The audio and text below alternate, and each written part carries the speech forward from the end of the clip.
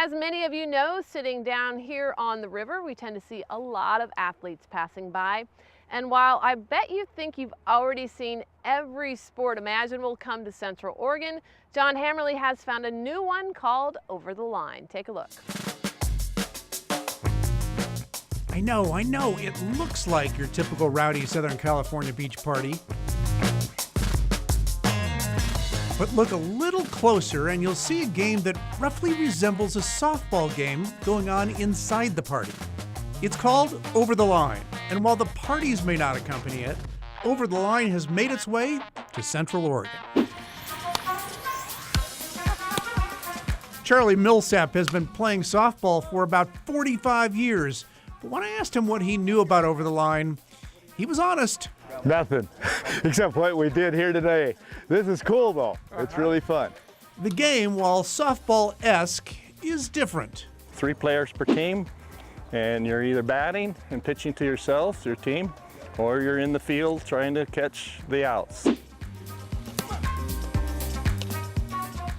The foul lines are marked off diagonally from where the batter has a chance to hit 2 pitches, served up by somebody on his own team. To be a hit, it has to be hit on the fly over the line, which is 65 feet away from the hitting point, and not be caught. And then it's a single. And you keep rotating your batters and pitcher in the batting order, and as long as you keep getting hits, you stay up forever. It's very low scoring initially because the players haven't learned the skill of hitting. That's the main thing. Because it's a difficult, when you're getting 2 pitches and having to hit it on the fly without it being a pop-up, a good line drive hit, pretty difficult to do, actually. And while it's a new game for most of these guys here, it will be a featured sport in the upcoming Oregon Senior Games here in Bend. So in 5 innings or 30 minutes, so you can play a tournament one day in 3 hours.